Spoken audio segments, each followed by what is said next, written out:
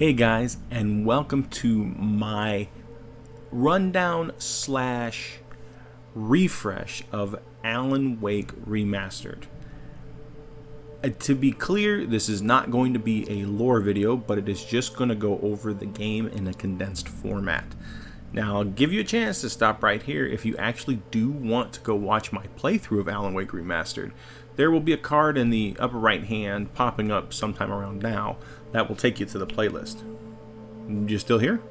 Alright then. Now, before we begin, even though Alan Wake has been out for 10 plus years, I will still throw out that giant spoiler warning due to the fact that Alan Wake 2 is coming out at the end of the week, and people may still want to play the game, or watch the game, playthrough on the channel, excuse me, before Alan Wake 2 comes out. So again, spoiler warning for the following game, Alan Wake. I also will throw out a hint of a flash and bright lights warning for some of those people who may suffer from like epilepsy or something like that. There is going to be a lot of flashing lights. There will also be timestamps in the description below if you may have only played through a part of it but want to know what happens to the rest of it before Alan Wake 2 comes out. So let's just start it. Alan Wake centers around our protagonist, Alan Wake, a writer by trade. My name is Alan Wake. I'm a writer. Yeah, I just told him that, Alan. Come on, keep up. He takes a vacation with his wife, Alice, to Bright Falls, a quaint, out-of-the-way town due to something all writers experience at one time in their lives, writer's block. Alan's block has been going on for several years, but more on that later. Before they arrive at Bright Falls, Alan has a nightmare in which he has just hit a pedestrian on a back road, only to have the body disappear on him when he looks away for a second. Even though he realizes he's in a dream, he knows he must reach the lighthouse in the distance. He starts to head there only to have the person he hit, now clad in a dark-like fog, start to chase him through the woods toward the lighthouse. At this point, a weird light starts to talk to Alan and tells him how to fend off the dark mist with light and provides a flashlight. It then provides a gun for a means of final defeat for the person who was taken over by the mist. Now you'll die.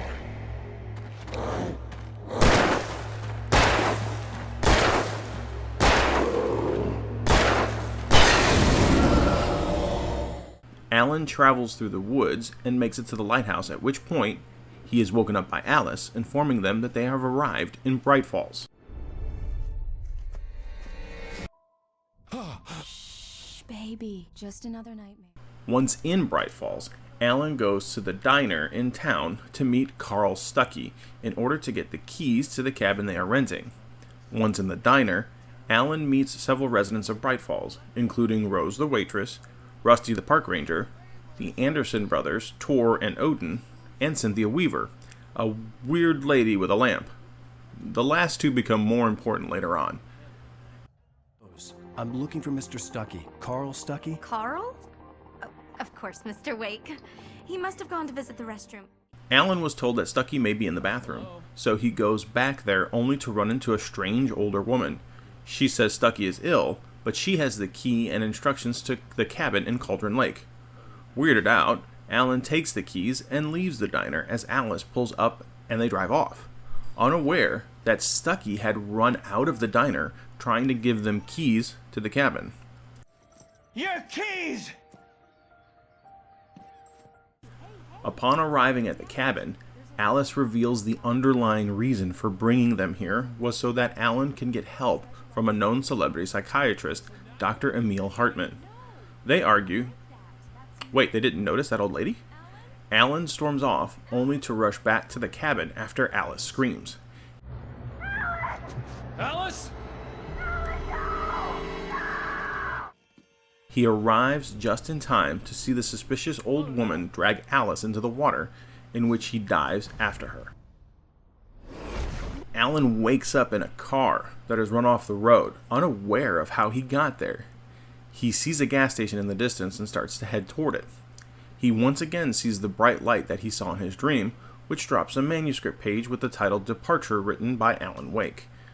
But Alan has no memory of writing it. The loose sheets of paper were pages from a manuscript entitled Departure. That was the name I planned to use for the next novel I had never gotten started. I was named the author. I hadn't written it. I couldn't remember writing it. In the scene on the page, the hero was attacked by an axe murderer in the woods at night. He continues through the woods toward the gas station, all the while being chased by the shadowy figures and picking up more of these pages. He soon realizes the events on the pages of the manuscript are coming true, and that the Taken are townsfolk that are being controlled by a dark presence.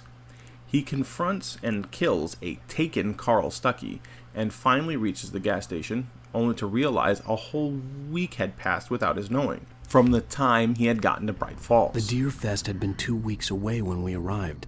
If the day count on the banner was right, I was missing a whole week between the night we got here and now. Sarah Breaker, the sheriff of Bright Falls, arrives at the gas station, and Alan tries to tell her about Cauldron Lake and his wife. But the sheriff informs him that there hasn't been a cabin in the lake for decades. Breaker brings Alan to a lookover, and Alan is dismayed to see nothing but an empty lake where the cabin he had been at was supposed to be. The sheriff then brings Alan to the police station, thinking he is unwell. At this point, Barry, Alan's agent, arrives in Bright Falls looking for Alan and Alice.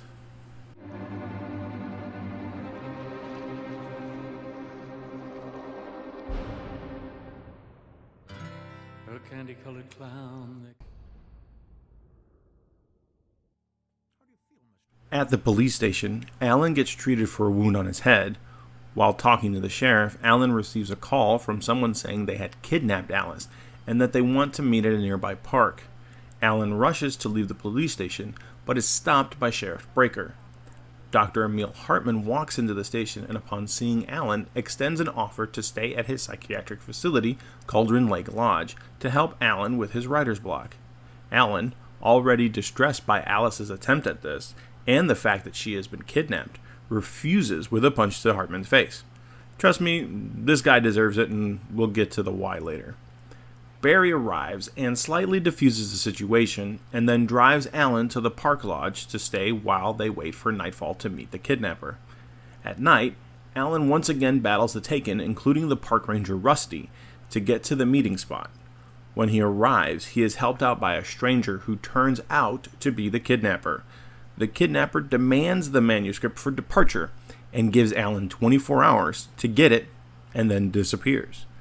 Alan returns to Barry and finds the cabin under attack by Taken birds, which Alan promptly fends off.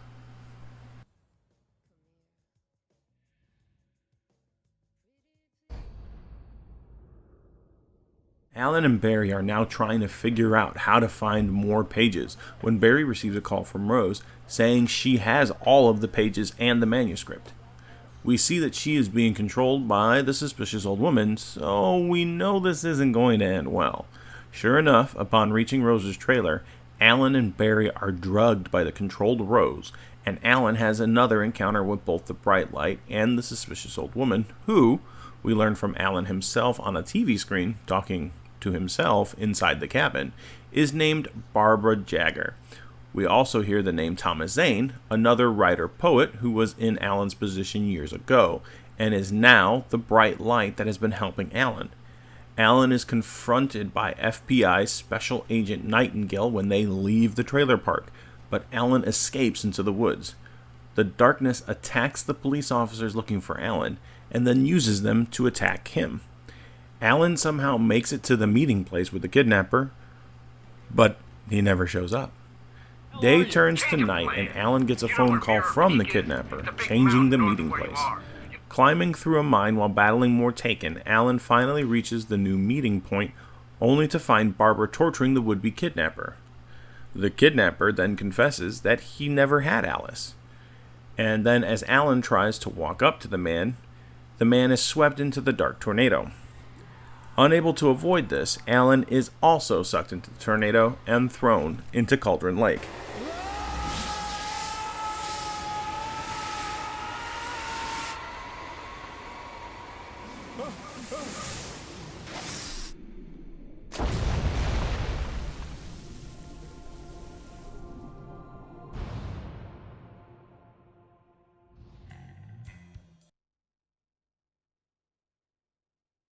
Alan wakes up to see Alice's face looking down at him. Within a few moments, that face is then swapped with that of Dr. Emil Hartman. Alan is now in Cauldron Lake Lodge, Dr. Hartman's medical facility. Boy, that's not a face I'd want to wake up to. When Alan gets up, Dr. Hartman gives him a tour of the facility, explaining what is happening to him and telling him that it's all in his mind. In the meantime, Alan is trying to focus on reality instead of listening to Dr. Hartman. With the power flickering, Hartman leaves Alan standing in front of the Anderson brothers. I told you they'd be important later. Listening to the brothers' conversation, Alan determines that he must go to the Anderson farm to find clues to help him against the darkness. That's the sanest thing I've heard in a while. Zane! You're alright, Tom. Hey, we like him, don't we, bro? He's gotta go to the farm. Speaking of, the darkness then attacks the lodge, leaving Alan to run for his life. He finds Barry locked in a room with an Alan Wake standee, and then confronts Dr. Hartman in his office. After the confrontation, Alan then locks Hartman in his office, and the darkness takes Dr. Hartman. Alan continues to run from the darkness, while Barry tries to find a way out, but the two are separated. When they meet up again, in the form of a locked gate, Alan then has to fend off more Taken as Barry fumbles with the keys to unlock it. They escape the lodge, just as the darkness consumes the lodge in its entirety and everyone inside. Driving toward the Anderson farm, a rock slide splits Barry and Alan up again, with Barry comically hanging on to the Alan Wake cutout as they both head for the farm. Oh, man, you're okay! Jeez, it's good to hear your voice! I was trying to get out of the car, but the ground gave way! Man, what a drop! Don't worry, your cutout is fine! Forget that! Are you okay? Upon arriving at the farm, Alan finds Barry being chased by Taken, but a pyrotechnic display from a stage dragon saves him.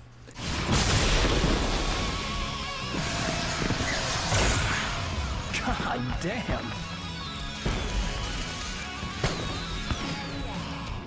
Alan then defends the stage for a period of time while Barry works with the stage lights with turn-of-the-century wiring, which falters every so often.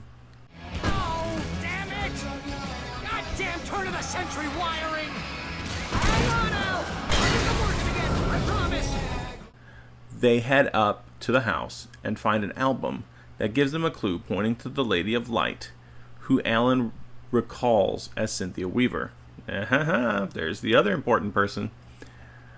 Barry finds some of the Andersons' moonshine, and both he and Alan get knockout drunk from it. During this blackout, Alan recalls everything that happened within the week he was missing in his memory. He had been controlled by Barbara and the Dark Place to write Departure, but he wrote his escape into the story with the help of Thomas Zane.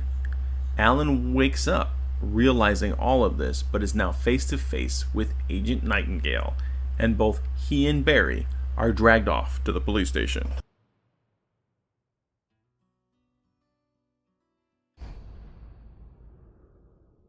Alan and Barry find themselves locked in a cell in the Bright Falls Police Department, just as Nightingale bursts through and immediately starts to interrogate Alan. He stops, pulls out a page of the manuscript and realizes what's to come, and then immediately gets grabbed by the Dark Presence. This convinces Sheriff Breaker that the presence is real, and she and Alan head to a chopper at the fire department, fighting Taken along the way. Did you call 911? Guess that one saw the light, huh? You didn't like that one?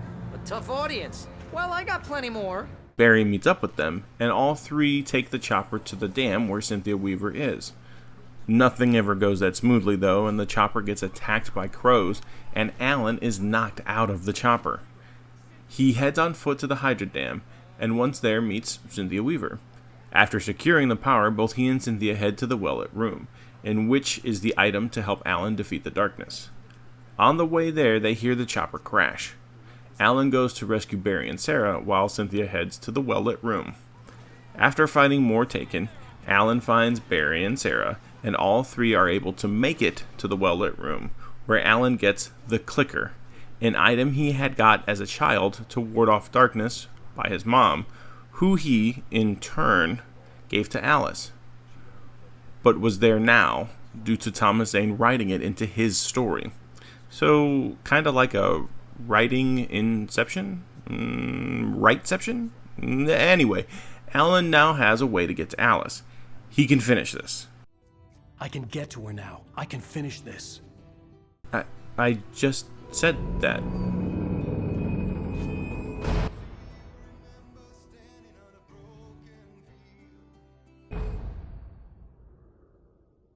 Leaving Sarah and Barry in the well-lit room with Cynthia, Alan heads back up to Cauldron Lake alone. After battling through obstacles and Taken alike, he stands at the peak of Cauldron Lake, a darkness tornado standing in his way. After getting rid of the tornado, he finally stands on the edge of the lake. Just as Zane wrote, with clicker in hand, Alan jumps. Alan now finds himself in the dark place, where words floating around become reality when he shines his flashlight at them. He continues on to meet Zane, who explains the cabin is up ahead and that he must use the clicker. The camera pans and we see a mirror image of Alan. Zane explains that he is Mr. Scratch, although we don't technically hear Scratch as it is blocked out by a scratching noise, and to not worry about him, as his friends will meet him when Alan is gone. Don't mind him, he's Mr. Scratch. Your friends will meet him when you're gone. Is no one listening to me? Alright, hold on, just a second here. I played this game for a fair amount of time, and was just now, after all that, right at this moment with both copies of Alan on the screen, that I realized Alan has been wearing dress shoes this whole time. There was even a scene earlier when he kicked a chair and I never noticed. He did all that running, all that fighting, all of that in dress shoes? Man, my feet would have killed me long before the darkness would have. But anyway, back to the story. Alan heads to the cabin and confronts the Barbara Jagger representation of the darkness and sticks the clicker inside the hollow space where her heart should have been and defeats her. Realizing what he must do to save Alice, he sits down and finishes Departure. We then see Alice swim up to the surface of Cauldron Lake, but Alan is nowhere to be found. In order for him to save Alice, he had to take her place to balance the story. The final cutscene rolls showing the town of Bright Falls enjoying Deerfest. Several characters, however, seem weird. Rose is now holding on to the lantern that Cynthia Weaver had, and Agent Nightingale is trapped behind a boarded-up window. The cutscene ends with Alan finishing Departure with the line, It's not a lake. It's an ocean. Alan, wake up.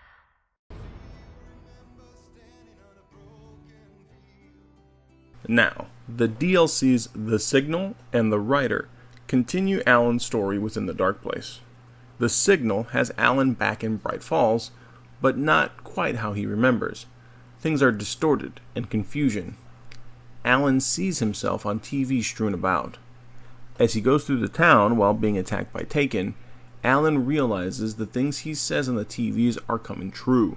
He arrives at a house to find a cell phone with a working GPS. Thomas Zane calls him and tells Alan to stop sinking further into the dark place and follow the GPS signal. Alan's inner Barry, quote-unquote, also appears and helps guide Alan through Bright Falls. As Alan continues through the scenes brought on by the TVs and different memories of the past, Zane once again comes and tells him to stop sinking. That everything that is happening is his fault and not the dark places. That Alan is literally fighting himself. Alan doesn't believe him and has a confrontation with a large Taken TV. When he defeats it, a loud scream comes from Alan on the TV, which knocks Alan out. He wakes up to find himself at Cauldron Lake Lodge with Dr. Hartman, while the other Alan is writhing in pain on the floor of the room in the cabin.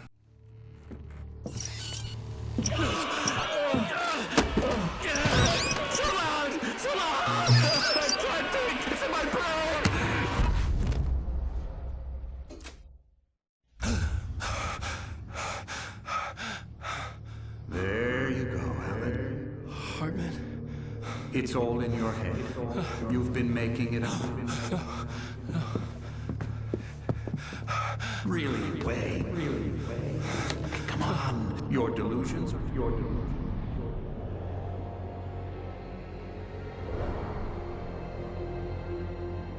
Why is this happening to me? Lodge. No. Apartment. There's no way out. No way out. I need to get out of here. No. How do I get out of here?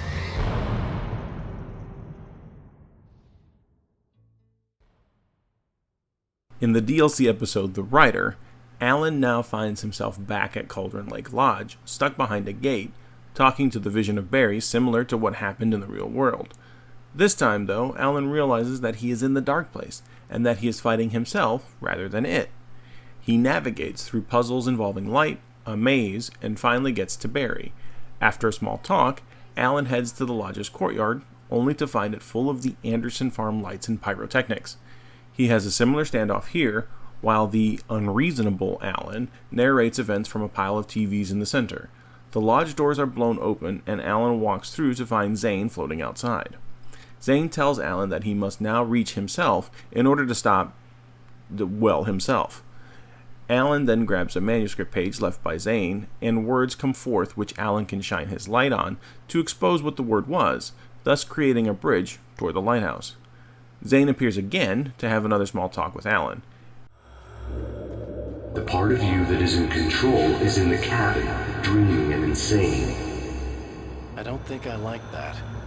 You represent the part of Alan Wake that is capable of rational thought and planning, which is why I'm talking to you. If that part can regain control, then you have a chance of making it. But a part of you wants to give in. There's comfort in the oblivion of dreams. You represent the part that isn't ready to quit and die. Wait, are you telling me I'm not real? You're as real as anything else in this place. So there are two of me? Yes. And the one you called Mr. Scratch, he's me as well? No. Zane, are you playing some kind of game with me? I am not the author of your story. How can you say that when you wrote that page about me in the clicker? It wasn't one of my pages. You directed me to it. You had Weaver guard it. Yes, she was needed. And you needed the clicker. But I'm not. What? I don't understand. Alan, you should keep going. Zane? Zane, come on! Well, that cleared things up. Alan then makes his way to the cabin, all the while talking with the imaginary Barry. They reach the cabin, and the imaginary Barry tells him he has to reject all the illusions in order to enter, including the imaginary Barry himself. A fight ensues with Alan coming out on top between all of the different apparitions and the illusionary Barry. Alan enters the cabin, and upon finding the irrational Alan, touches him, and they become one again. Alan now realizes that he must not let that happen again, in fear of not being able to come back from it a second time, and sits down to write a new manuscript for his escape, in Return. It wouldn't take much for my thoughts to stray again. It was too easy to get lost in the dark place. Before, I was ready to curl up and die, let myself slip away. But here I was, the yet unwritten future waiting to unfold before me. A sequel to Departure. My name is Alan Wake, and I'm a writer.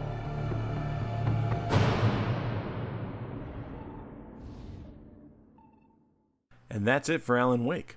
There are other shorter versions of a review that have come out as well recently, but I thought it would be a good idea to get as much of an actual review in as possible. I cannot wait for Alan Wake 2, so be sure to comment on what makes you excited for Alan Wake 2 down below. I will also be doing a Alan Wake 2 playthrough here on the channel when the game releases, so be sure to subscribe and turn on notifications so you know when I drop the first episode. And if you're looking for more info on Alan Wake 2, just check the playlist that popped up on the screen. I'll be back.